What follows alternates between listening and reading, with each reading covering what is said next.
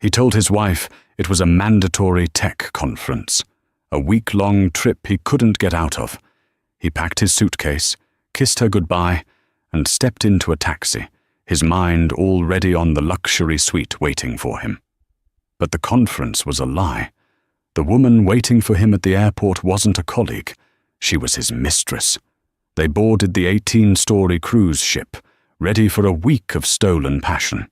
But they both froze in the grand ballroom when the ship's crew made an announcement, and the one person Marcus never expected to see walked down the stairs. "Please welcome your captain." The lie was a symphony of small, believable details. Marcus Vance had been practicing it for 6 weeks, ever since Chloe had pouted in her downtown apartment, swirling the ice in her cocktail. "A real vacation, Marcus," she'd said, her voice a low purr. "Not just a stolen weekend in a boring hotel. I want to see the ocean." So, Marcus built the lie. It was the SynTech Solutions Global Summit. It was in Miami. That part was true. But the summit itself was, he claimed, being held on a cruise ship, a corporate buyout of the Azure Empress. It was ridiculous, a week-long booze cruise for tech execs. But he had to go. "It's a huge networking opportunity, Elena," he'd said, rehearsing the lines in his head until they sounded like gospel. The morning of his departure, the lie felt solid, impenetrable. He stood in the sterile, grey and white kitchen of his suburban home, gulping down a lukewarm coffee. Across the granite island, his wife, Elena, was already in her own uniform. It wasn't a uniform, not really, but it was what he called it. Crisp black trousers, a simple, functional blouse, and her hair pulled back in a severe, no-nonsense bun. She was scrolling through something on her tablet, her brow furrowed. At 42, Elena was still striking, but in a way that felt efficient, almost stark. She was all sharp angles and focused energy, a stark contrast to Chloe's curated, softened filter world. "You're sure you packed your motion sickness pills?" Elena asked, not looking up from her screen. "You always get queasy." "I'm fine, Elle.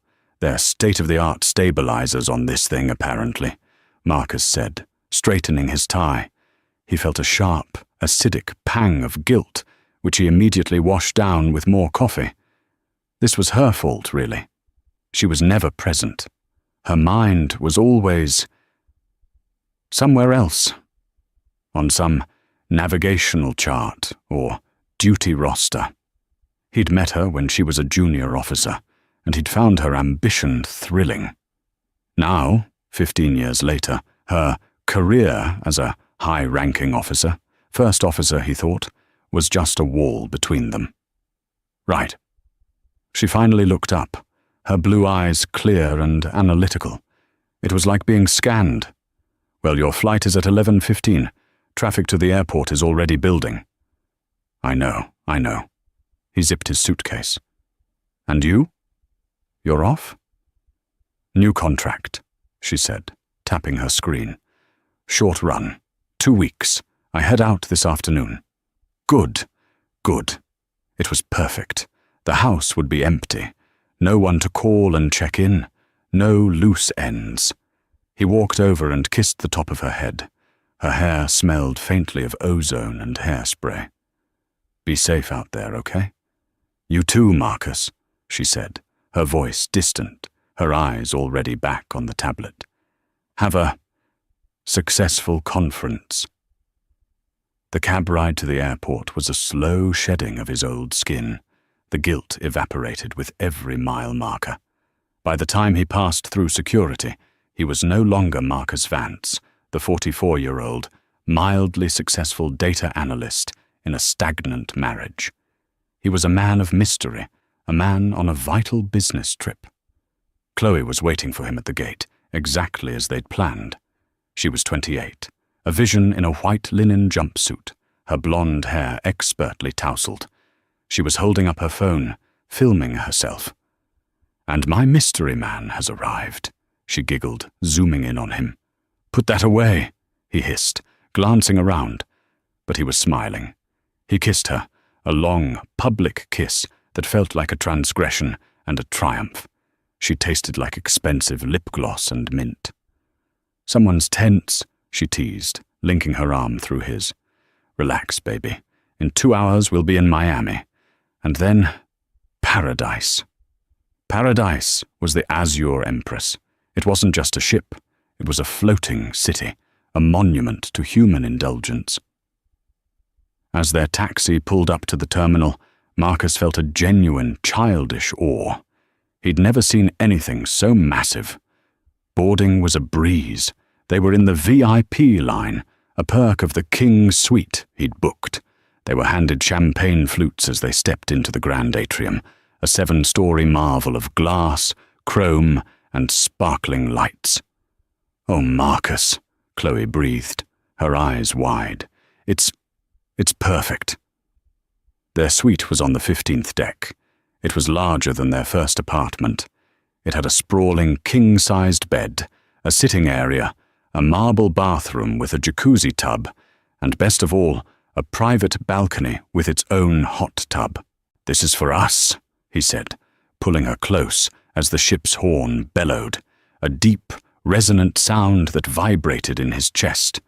He felt the subtle shift as the vessel began to move. He opened a complimentary bottle of champagne, the real stuff, not the cheap Prosecco from the terminal. He and Chloe toasted on their balcony, watching the skyline of Miami recede into a hazy, pastel sunset. "To the conference," Chloe said, a smirk playing on her lips. "To networking," Marcus replied, clinking his glass against hers.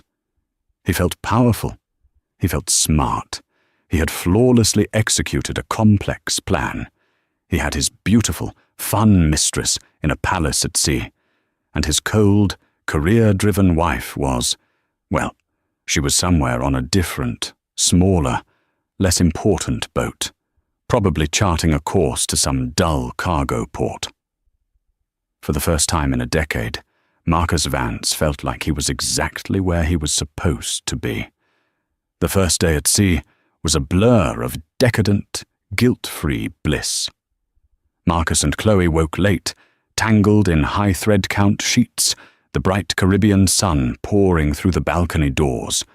They ordered an absurd breakfast from room service, lobster eggs Benedict, pastries, fresh mango, and another bottle of champagne. "I could get used to this," Chloe murmured, feeding him a strawberry from the balcony hot tub. The deep blue of the open ocean stretched to every horizon, an endless, empty canvas. "Don't," he laughed. "We have to go back to the real world eventually." "Who says?" she said, kissing his shoulder. "Why can't this be the real world? We could just sail away. You could leave her. I know you want to." Marcus's smile tightened. This was the part of the script he didn't like. "Let's not talk about that, okay? Not here. This week is for us. No real world allowed." Chloe pouted for a second, then brightened. "Fine. But if this is our world needs cocktails, and that pool looks insane." They spent the afternoon at the adults-only solarium pool. Marcus, feeling expansive, bought a ludicrously expensive cabana. They drank piña coladas, the sugary rum warming his blood. He watched Chloe stretch out on a lounger, her body slick with designer sunscreen, and felt a swell of pride. He was the man who could provide this. He was the man she looked at with open, uncomplicated adoration. He compared her to Elena. Elena, who would have scoffed at the cabana as a frivolous expense.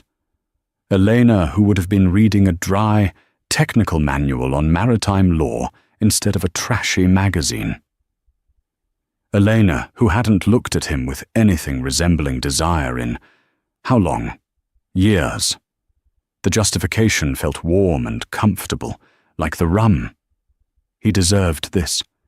He worked hard. He provided a good life, and if his wife was too busy climbing her little corporate ladder to pay attention to him, whose fault was it really? That evening, they dressed for the first formal night. Marcus in a new tuxedo, Chloe in a stunning, backless red dress that turned heads from the moment they stepped into the elevator. They had reservations at the specialty French restaurant, Le Miroir. The meal was a 7-course affair: foie gras, scallops, filet mignon. They talked and laughed, and Marcus felt every knot of tension from his real life, his deadlines, his mortgage, his loveless marriage, simply dissolve. "You know," Chloe said, tracing the rim of her wine glass, "you seem different here. Younger. Happier." "I am," he said, and he meant it. "It's the sea air." "It's me," she corrected, smiling. After dinner, they wandered through the ship. They went to the casino, where Marcus put $100 on black, and, to his astonishment, won. They watched a dazzling, fast-paced Broadway-style show in the main theatre. They danced at a salsa club, and Marcus, usually so reserved, felt loose and confident. They ended the night in a quiet piano bar, the Compass, nursing old fashions. "Tomorrow night is the big one," Chloe said, resting her head on his shoulder. "The captain's welcome gala. It says, 'Black tie required.' You think they'll kick us out if I wear this red dress again?" "They wouldn't dare," Marcus slurred, pleasantly drunk. "The captain's gala. Sounds official." "It's when you get to meet the captain. They do a whole welcome speech and a champagne toast for all the VIPs, Chloe said, reading from the ship's daily planner on her phone. "We're VIPs, right?" "We are," Marcus said, kissing her. "We definitely are." They walked back to their suite, arm in arm, under a sky so full of stars it looked fake. As they passed a wall of photographs showing the ship's senior officers, Marcus idly glanced at them. He saw the hotel director, Amelia Chen, the cruise director, a man with a painfully white smile, the chief engineer, and Staff Captain David Roberts. "Look at all these serious faces," Chloe giggled, pulling him away. "Come on, our hot tub is waiting." Marcus didn't see a photo of the ship's master, the captain. There was just a blank, silver plaque with the words, "Meet your captain," above it. He figured they must swap them out each voyage. He didn't give it another thought. He followed Chloe into the suite, closed the door, and locked the real world out for one more night. The Azure Empress was electric with anticipation. The captain's welcome gala was the pinnacle of the cruise's first leg, and the entire ship had been preparing. Marcus spent the late afternoon in the ship's thermal spa, while Chloe was at the salon. He sat in the steam room, the hot, eucalyptus-scented fog clearing his head. He felt rested, renewed. The lies and logistics that had been so stressful on land now seemed a distant, trivial concern. By 7 p.m. he was back in his tuxedo, a fresh white pocket square blooming from his breast pocket. When Chloe emerged from the bathroom, he actually whistled. She was wearing a floor-length, glittering emerald green gown. "Wow, Chloe, just wow. You'll put the captain to shame." "That's the plan," she laughed, taking his arm. "Let's go make our grand entrance." The grand atrium, which was already impressive, had been transformed. Strings of crystal hung from the ceiling, a live string quartet was playing on a mezzanine, and white-gloved waiters moved through the black tie-clad crowd with trays of champagne. Chloe was speechless. "This is like the movies." "Told you it was a good conference," Marcus said, winking. He took 2 glasses of champagne and handed one to her. They found a small table near the base of the grand, sweeping staircase, which was currently roped off. They mingled. They met a couple from Texas who owned a lot of oil, and a younger pair from California who had just sold their app. Marcus felt like he belonged. He was one of them. A high flyer, a man of substance. At 8 p.m., the music swelled, and a man in a crisp white uniform with a microphone stepped to a podium. Marcus recognized him from the photo wall. Staff Captain David Roberts. He was tall, with a strong jaw and serious, deep-set eyes. "Ladies and gentlemen, distinguished guests," his voice boomed, rich and British accented, "on behalf of our entire crew, welcome aboard the Azure Empress. It is our distinct honor to be sailing with you." The crowd applauded politely.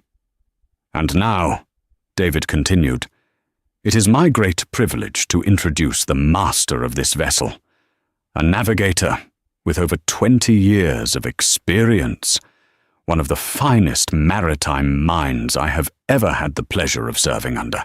Ladies and gentlemen, please be upstanding for your captain." The rope at the top of the stairs was unclipped by 2 crew members. The string quartet launched into a triumphant, classical piece. Marcus was half-turned, whispering something to Chloe about getting another drink. "Wow," Chloe breathed, her eyes fixed on the top of the stairs. "A female captain. That is so badass." Marcus said, still not looking. "That's great, honey. Very modern." He turned, glass in hand, with a bored, indulgent smile on his face, and the glass slipped from his fingers. It didn't shatter. It hit the plush, deep pile carpet with a dull, wet thud, rolling to a stop. The champagne pooled around his rented shoes. Descending the staircase, one hand on the polished brass railing, was a woman. She was not in a flowing gown. She was in a stark, perfectly tailored white uniform. On her shoulders, 4 thick gold bars gleamed under the spotlights, signifying the highest possible rank. On her head was a white combination cover, which she held with practiced, formal grace. It was Eleanor. It was his wife. Marcus's blood didn't just run cold, it evaporated. His lungs locked. The entire glittering atrium, the music, the chatter, the clinking glasses, all rushed away from him, collapsing into a pinprick of roaring, silent panic. This was not possible. This was a nightmare, a stress dream. Eleanor was a first officer. She worked on different ships, smaller ships. "Good evening, everyone." Her voice, amplified by the ship's PA system, cut through the air. It was the same voice she used at home to discuss grocery lists, but now it was imbued with an authority he had never, ever heard. "I am Captain Elena Vance, and it is my absolute pleasure to welcome you aboard my ship." She reached the bottom of the staircase. Staff Captain Roberts handed her a microphone, and she looked out over the crowd. Her eyes, those same analytical blue eyes that had scanned him over her tablet just 48 hours ago, swept the room. They were professional, calm, warm even. And then they found him. They passed over him first, just a blur in the crowd. Then they snapped back. Her expression didn't change. There was no shock, no surprise, no flicker of recognition. Nothing. She just held his gaze for 1, 2, 3 agonizing seconds. And in that blank, professional stare, Marcus saw something far worse than anger. He saw confirmation. She knew. "I trust you are all settling in," Captain Elena Vance continued, her voice echoing in his skull, "and that my crew is making your journey as comfortable as possible. We have a wonderful week ahead of us as we make our way to Cozumel." "Marcus? Marcus, baby, what's wrong?" Chloe was tugging on his arm. "You look like you've seen a ghost. You're white as a sheet, and you dropped your drink. Marcus!" He couldn't speak. He could only stare at the woman on the podium, his wife, the captain, as she smiled benignly at the crowd. "Please," Captain Vance concluded, "raise your glasses with me. To fair winds, following seas, and a memorable voyage." The entire room raised their glasses. "To the captain!" someone shouted. "To the captain!" the room echoed. Marcus just stood there, drowning in the middle of the ocean, trapped on a floating city commanded by the one person in the universe he was quite sure he had just destroyed, and who, he was terrifyingly certain, was about to destroy him. The world tilted. Chloe's voice was a high-pitched, annoying buzz in his ear. "Marcus, are you sick? You're scaring me. Let's go back to the room." Yes. "Sick," Marcus managed to choke out. His limbs felt like they were filled with wet concrete. He grabbed Chloe's arm, not for support, but as an anchor, and began to push his way through the elegantly dressed crowd. "Excuse me, pardon me, sick, very sick." He didn't look back. He couldn't. He half-dragged Chloe to the nearest elevator, jabbing the up button with a trembling finger. "Was it the scallops?" Chloe asked, her brow furrowed with genuine concern. "I told you they tasted a little. Just be quiet a second, Chloe. Please, I need to think." The elevator doors opened. He shoved them both inside and leaned against the mirrored wall, his reflection a ghastly, pale imitation of the suave man who had left the room 2 hours prior. The silence of their suite felt like a tomb. "Okay, what is going on?" Chloe demanded, her patience finally snapping. She ripped the train of her dress out of the door and crossed her arms. "Don't tell me you're sick. You saw that woman, the captain, and you completely fell apart. Who is she?" "She's no one," Marcus lied, his voice thin. He was pacing. Where could he go? He was on a ship, a 100,000-ton steel trap. He went to the balcony. The blackness of the ocean was absolute. There was no escape. "No one? No one doesn't make you drop your champagne and look like you're about to have a heart attack," Chloe spat. "Is she an ex? Did you... Wait! Oh my God, is that your... She's my wife, okay?" He roared, spinning around, his face contorted. "She's my wife!" The words hung in the air, heavy and toxic. Chloe's face went through a rapid series of emotions: confusion, disbelief, dawning horror, and finally, a cold, hard fury. "Your wife?" she whispered. "The captain is your wife. You told me she was some pencil pusher, a first officer on a cargo ship."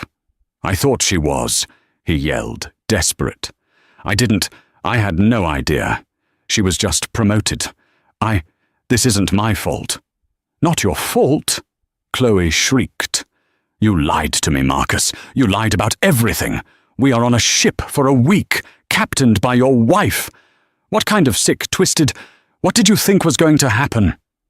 Before he could answer, there was a sharp, authoritative knock on the suite's door. They both froze. The knock came again. Rap, rap, rap. Not a friendly room service knock. This was a knock that meant business.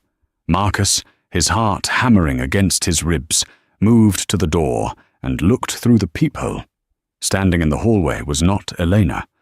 It was the tall, imposing figure of Staff Captain David Roberts, the man from the podium. He was flanked by 2 other crew members in security uniforms. Marcus opened the door, his hands shaking so badly he could barely turn the knob. "Mr. Vance?" David Roberts's British accent was cold, precise, and held zero warmth. He didn't look at Chloe. He looked only at Marcus. Yes. I am Staff Captain Roberts. The captain requests your presence, now." It was not a request. Can't it wait?" Marcus stammered. I'm not feeling well." Roberts's eyes flickered just once to Chloe, who was standing, mouth agape, in her emerald dress. "No, Mr. Vance, it cannot." He took a half-step forward, an unmistakable gesture. "Please, come with me." "Marcus, don't you dare go!" Chloe cried. Marcus looked at Chloe, then at the 3 uniformed officers. He had no choice. This was a mutiny he had already lost. I'll be right back," he said, stepping into the hallway. "Bring your key, sir," Roberts said quietly. "You won't be returning to this suite tonight." The world spun again. What? But my things are no longer your concern. Roberts turned. This way. The walk of shame was the longest 10 minutes of Marcus's life. They didn't take the public glass elevators. They were escorted through a crew-only door into the sterile, fluorescent-lit belly of the ship. They went up a narrow, steep staircase, past fire doors and junction boxes, the smell of paint and industrial cleaner replacing the faint, expensive perfume of the atrium. They emerged onto the 12th deck in a restricted hallway. Roberts swiped a keycard. A heavy metal door opened, and they were in the bridge wing, the ship's nerve center.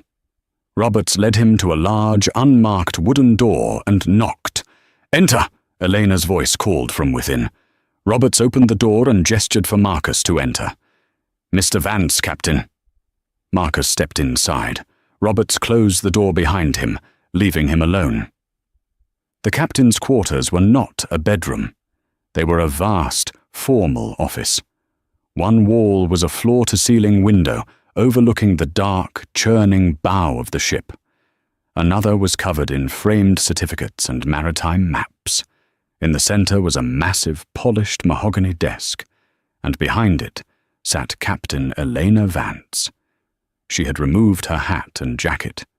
She was in her crisp, white, short-sleeved shirt, the gold bars of her rank stark on her shoulders. She was typing on a laptop and she did not look up. "Sit," she said. Marcus collapsed into one of the two hard-backed chairs in front of her desk. He waited. The only sound was the clicking of keys and the faint, deep thrum of the ship's engines. Finally, she stopped typing. She folded her hands on the desk. She looked at him. "Elena," he began, his voice cracking. "Elena, I swear, I can explain." "No," she said. Her voice was flat. "Dead. You can't. And I don't want you to. I want you to listen." She leaned forward. "Let's clear up some of your confusion, Marcus. You seem to be under the impression that this is a surprise, that you've been caught. You haven't been caught. You've been summoned." Marcus's brow furrowed. What do you mean?"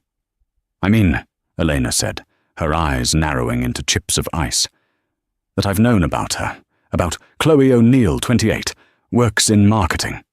For 6 months. His stomach dropped into his shoes. "How?"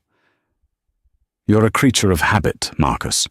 You use the same secret credit card you opened 10 years ago. You think I don't see the statements? I hired a private investigator in March. I have photos. I have receipts from hotels. I have the entire, pathetic, cliché-ridden timeline of your affair." She held up a simple, printed piece of paper. "This is the passenger manifest for my maiden voyage as captain. I've been planning this voyage for a year. It's the most important moment of my career. And 3 weeks ago, whose name should I see pop up on the VIP list? Marcus Vance, booked into the King's suite with a +1. She smiled. It was the most terrifying expression he had ever seen. "You didn't know I was promoted to captain because you haven't really listened to a word I've said in 5 years. You thought I was first officer because it was comfortable for you. It kept me in a box you could manage. Well, I've been captain designate for this vessel for 6 months." She stood up, walking to the window, her back to him. "You thought you were a wolf, Marcus, a predator, sneaking off for a secret tryst. You're not. You're bait. I saw your name on the list and I did nothing. I let you walk right into the trap." "Elena." "Why?" he whispered, horrified. She turned back, her face a mask of cold, professional calm. "Because you were my problem, and I am a problem solver. On land, you had lawyers and friends, and a house you could hide in. On land, this would be a messy, drawn-out, pathetic divorce." She gestured to the room, the ship, the endless dark ocean outside. But here, this is my world, my rules, my ship. You are 400 nautical miles from the nearest piece of land. You have violated the terms of your passenger status. And in my hand, I have a sworn affidavit from your mistress, who, by the way, is currently being relocated to a new cabin, detailing your deceit.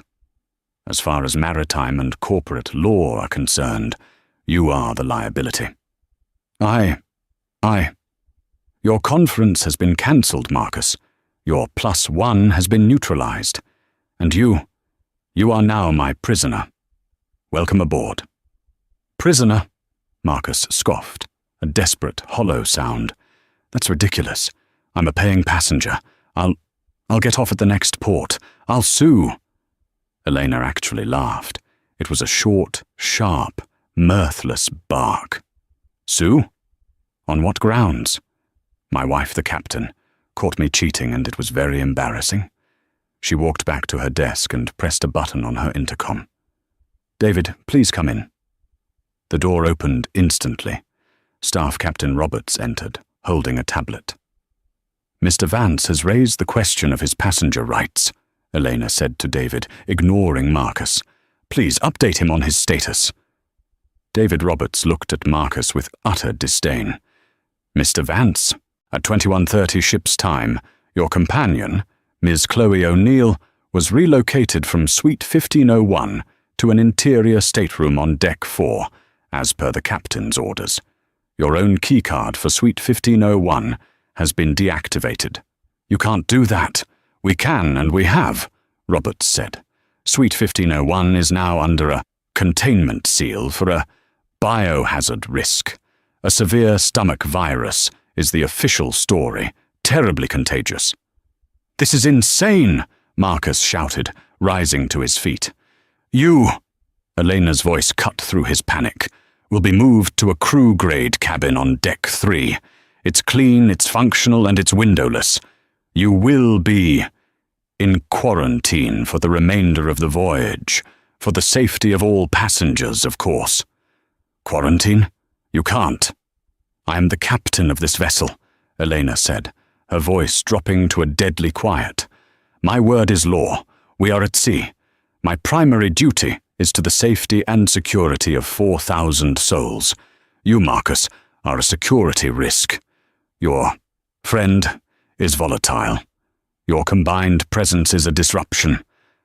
I am containing that disruption. David? Roberts held up the tablet.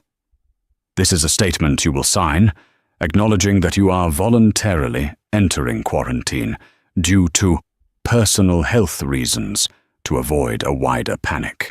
If you refuse to sign, I will have you confined to the brig for passenger misconduct and endangering the vessel. The brig? Marcus stared, dumbfounded. This isn't the 18th century. It's a secure holding room, Mr. Vance, Roberts said, his patience visibly gone. We use it for drunk and disorderly passengers. I assure you the crew cabin is preferable. Sign. He shoved the tablet and a stylus at Marcus.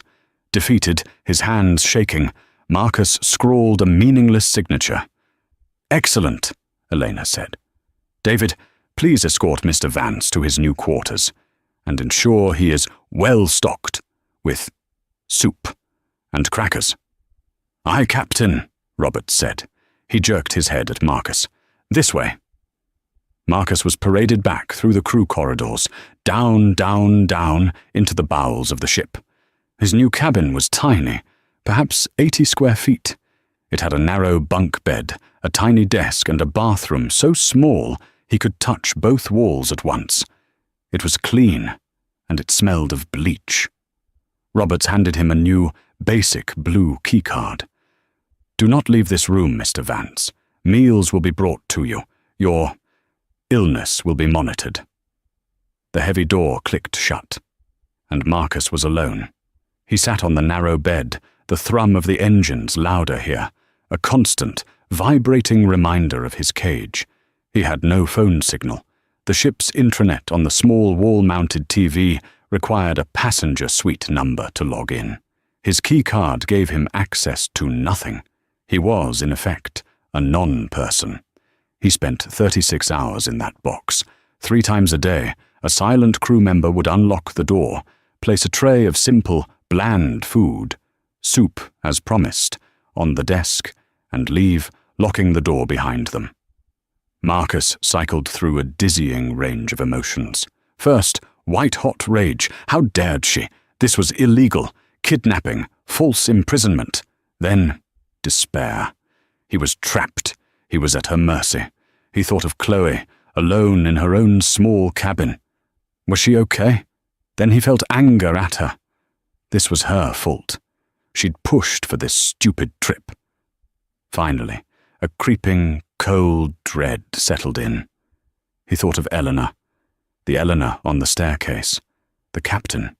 He had never seen that woman before. The woman he'd married was quiet, reserved, almost mousy. The woman running this ship was a queen, a warrior, a strategist who had laid a perfect trap and watched him, the fool, walk right into it. On the 3rd day, there was a different knock. He opened the door. It was a crew member holding his tuxedo, cleaned and pressed. "The captain's table, sir," the man said. "Tonight, 8:00 p.m. You are to be her guest. An escort will be here at 7:45. The man left, leaving the tuxedo hanging on the back of the door. This was a new kind of torture. At 7:45 p.m., Staff Captain David Roberts, in his full dress whites, was at his door. "Mr. Vance, you look rested." "What is this, David? What's the game?" Marcus asked, his voice hoarse. "It is the captain's table, Mr. Vance. A tradition. The captain dines with her most distinguished guests. Tonight, that includes an oil baron from Texas, a B-list movie star, and you." "She's parading me," Marcus whispered. "She is hosting," Roberts corrected. "This way." They walked out into the passenger areas for the first time in days. The lights, the music, the laughter. It felt like a different world. People looked at him, the man in the tux being escorted by the staff captain. He felt their stares like tiny pinpricks. In the center of the main dining room, on a raised dais, was a large, ornate table. Elena was already there, a vision in her formal, dark blue mess dress. She was laughing with the oil baron. She looked up as Marcus approached. Her smile was radiant. "Ah, Marcus, there you are," she called out, as if he were a beloved, slightly late relative. "Everyone, this is my husband, Marcus Vance. He's been so under the weather, poor thing. We've had him in quarantine. But he's feeling much better now, aren't you, dear?" She gestured to the empty seat, directly to her right. He sat. The entire table of 8 people turned to him. "Marcus, so glad you're contained," the movie starlet tittered, clearly having misunderstood quarantine. "Elena, your husband is so handsome," said the oil baron's wife. "What do you do, Marcus?" Marcus's mouth was dry. I'm in tech, data analysis." "Oh," the woman said, her interest evaporating. "How specific?" For the next 2 hours, Marcus sat in a hot, silent hell. He watched Elena charm every single person at that table. She told fascinating stories of navigating the high seas. She discussed complex geopolitics with the oil baron. She even gracefully deflected the movie star's inane questions. She was brilliant. She was funny. She was powerful. And every time she spoke, every time the table laughed, every time someone raised a glass to Captain Vance, she would give Marcus a tiny, private, knowing smile. She wasn't just the captain. She was the star, the sun, the center of this universe. And he was the man in the cheap-looking, though he knew it was expensive, tux, the +1, the husband. "My Marcus," she said, placing a hand on his, the first time she'd touched him in days. Her hand was cold. "He's always been my rock. While I've been off sailing the world, he's the one who keeps the home fires burning." don't you, darling?" He just nodded, a rictus grin frozen on his face. He had never, in his entire life, felt so small. The humiliation of the captain's table was only the beginning. For the next 2 days, Elena found new, inventive ways to torture him. He was released from his quarantine, but his new keycard only opened his tiny cabin on Deck 3. He was not allowed in any of the bars, the casino, or the specialty restaurants. He was, essentially, confined to the public access areas, the main Lido deck, filled with screaming children, and the buffet. Worse, he had a shadow. A junior security officer, a young, fit man named Michael, was assigned to him for his own well-being. Michael followed him everywhere, 6 paces behind, silent and watchful. Marcus was a pariah. He tried to find Chloe. He went to the interior cabins on Deck 4, but he didn't know her room number. He couldn't just knock on every door. He tried to ask a cabin steward, but the moment he gave his name, the steward's eyes glazed over. "I cannot help you, sir. Please speak to guest services."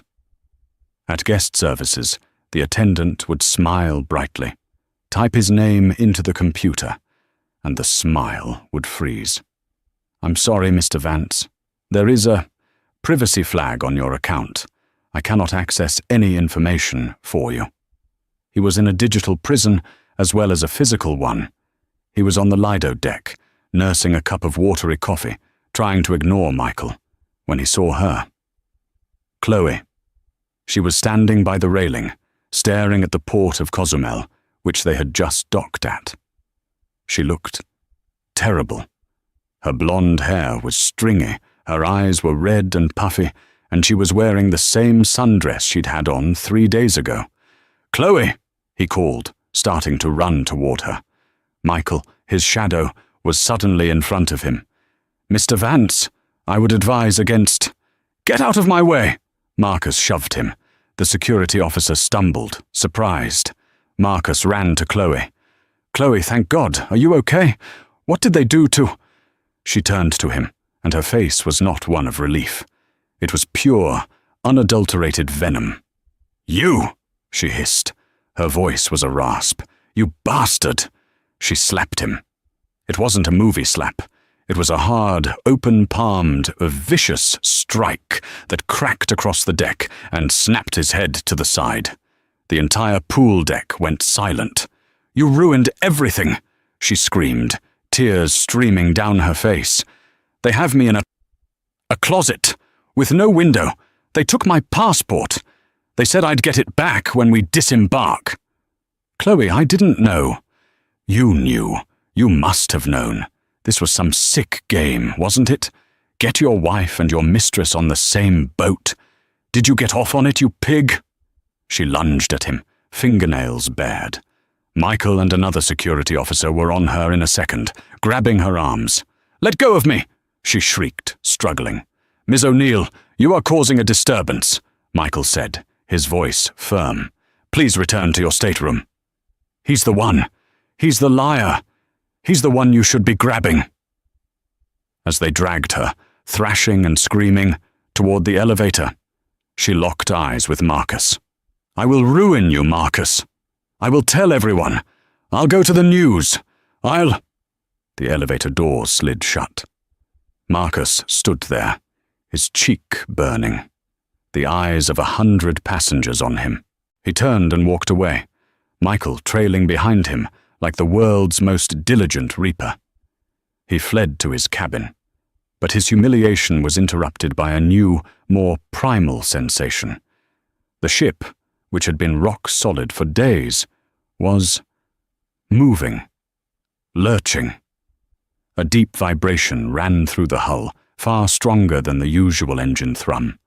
Then an announcement crackled over the ship's PA system, not Elena's voice, but David Roberts's.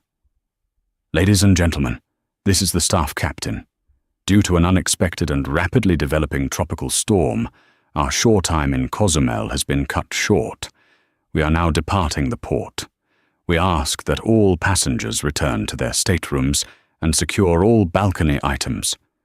We are expecting a rough transit for the next 12 to 24 hours. Please stay off the open decks. Thank you." Marcus sat on his bunk. The ship was moving, and not in a smooth, gentle way. It was slamming, a heavy, shuddering impact, followed by a long, sickening roll. The lights in his cabin flickered, went out, then came back on, dimmer, the emergency lighting. Another announcement. This time it was Eleanor, and the warm, charming hostess from the captain's table was gone. This was the voice of a commander. "All passengers, this is your captain speaking. We are experiencing a severe, unforecasted weather system. We are in no immediate danger, but this will be an uncomfortable ride. All crew to level 1 storm stations. All non-essential passenger services are now closed. Stay in your cabins. Do not, I repeat, do not attempt to call the bridge or guest services. We will update you when we can. Vance, out." The ship heaved, and Marcus was thrown from his bunk onto the floor. This was real. For hours he was tossed around his tiny, windowless box like a die in a cup. The noises were terrifying. A high-pitched shriek of wind he could hear even on deck 3, and a deep, groaning, metallic sound, as if the ship itself were in pain. He was no sailor, but he knew this was bad. He thought of Eleanor. Where was she? The bridge. He pictured her, strapped to a chair, fighting a giant wheel like in the movies. No, that was stupid. It was all computers. But she was the one in charge. She was the one responsible for 4,000 lives, responsible for his life. The irony was acidic. He, the man who had lied and cheated, was now wholly dependent for his survival on the woman he had betrayed. The ship took a massive, shuddering dive. He heard, even over the storm, a distant sound of crashing glass and a faint scream. We are in no immediate danger. She was lying, just like he had. But her lie was to protect people. His was to get a tan. An hour later, the ship's PA crackled again. It wasn't Elena. It was David Roberts, and his voice was strained, breathless. "This is an urgent message.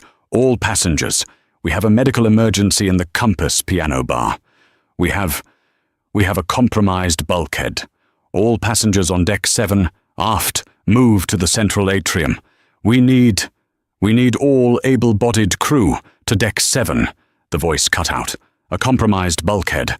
Marcus didn't know what that meant, but it sounded bad. He was terrified, but beneath the terror was a new, strange feeling. He couldn't just sit here. He opened his cabin door. The hallway was chaos.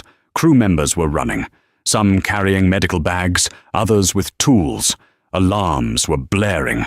"Sir, get back in your cabin," a crewman shouted at him. I can help," Marcus yelled over the din. I'm with the captain."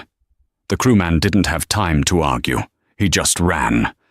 Marcus ran, too. He ran against the flow of crew, heading for the central staircase. He didn't know what he was doing. He just knew he couldn't die in that box. He fought his way up the stairs, the ship lurching violently. He saw the Compass bar on deck 7. It was gone. The outer wall of the bar, the one made of thick glass, had been shattered by what must have been a rogue wave. Water was everywhere. Furniture was tossed about. And cowering behind an overturned piano was Chloe. She was soaked, bleeding from a cut on her forehead and shrieking in pure animal terror. "Help! Somebody help me!" A piece of debris, part of the ceiling, tore loose and crashed down, blocking the main exit. She was trapped. Marcus looked at her. He looked at the water sloshing around his ankles. He could run. He could go back to his cabin. He thought of Eleanor on the bridge, fighting this monster of a storm. He thought of her in that office, a general laying out a battle plan. He took a deep breath, the salt and the rain stinging his face, and he waded through the water toward Chloe. "It's okay," he shouted. "I'm here. I've got you." Marcus, she sobbed. We have to climb, over the piano. Now! He grabbed her, slung her arm over his shoulder, and began to haul her, half carrying, half dragging, over the wreckage, just as another wave smashed into the crippled bar. They were the last two out. As Marcus pushed Chloe over the ruined piano and into the arms of two crew members, the ship gave a final, agonizing lurch, and the entire lighting rig from the bar's small stage collapsed onto the spot where they had been cowering. "Move! Move! Get them to the triage center in the atrium!" a crewman with a radio yelled. Marcus, his heart pounding a hole in his chest, his hands bleeding from glass shards, let them lead him away. He was just another face in the crowd of pale, terrified passengers being herded by the hyper-efficient, calm under-pressure crew. He saw Chloe being led away, wrapped in a shock blanket. She didn't look back. The rest of the night was a blur. The ship, though wounded, was stable. The storm, as if it had spent its fury, began to recede. By dawn, the Azure Empress was limping, but upright, in a calm, grey sea. An announcement came, around 6 a.m. It was Eleanor. Her voice was exhausted, raw, but absolutely in command.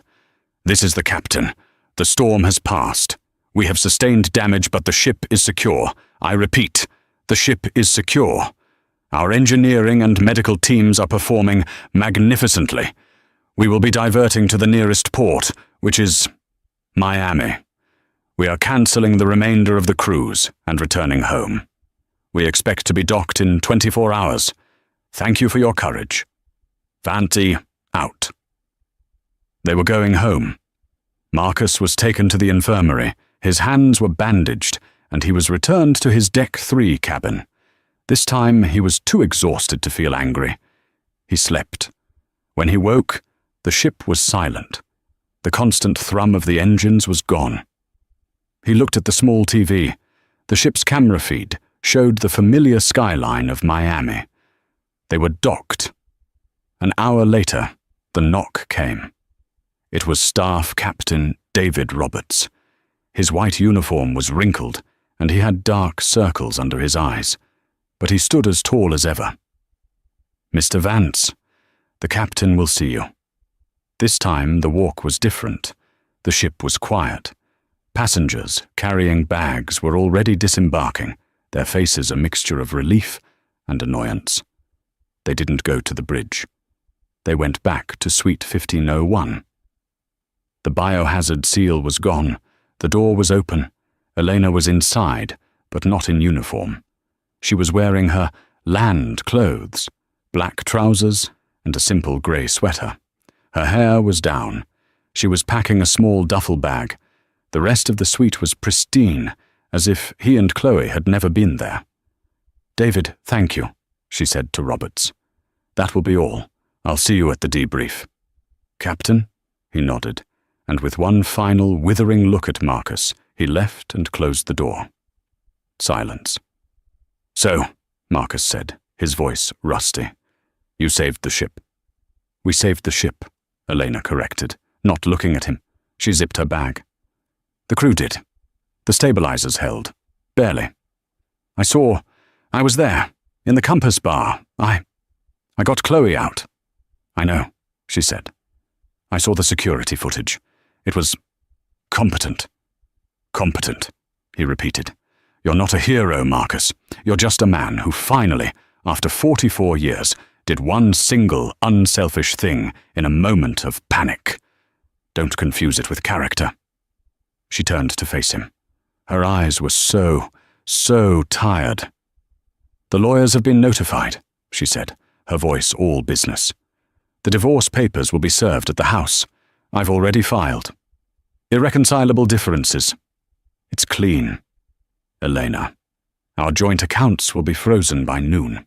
My attorney, a very expensive man named Mr. Albright, has a full copy of the private investigator's report, as well as signed affidavits from 3 crew members, including Staff Captain Roberts and Ms. O'Neill." At the mention of her name, Marcus flinched. "Chloe, What? Ms. O'Neill was very cooperative.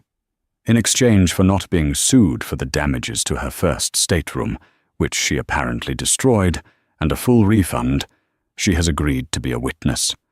She was disembarked with a non-disclosure agreement and a one-way ticket back to Chicago. You won't be hearing from her again. You thought of everything. It's my job, she said, to see the dangers ahead, to navigate around them, and if I can't navigate around them, to blast them out of the water. She picked up her bag. You were the danger, Marcus. The storm, that was just weather. But you were the iceberg, the one I should have seen coming 10 years ago. What now? He asked, feeling smaller than he had even at the captain's table. Now I go to a hotel. I sleep for 24 hours. Then I have a 3-day debrief with the board of directors. Then I get my next command, a bigger ship. She walked to the door. Elena, wait, he pleaded. I'm sorry, I really am. I saw you. At that dinner, during the storm.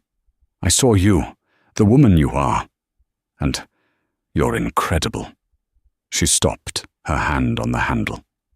She looked back, not with anger, not with hate, but with a kind of clinical pity. That's the tragedy of it, Marcus, she said softly.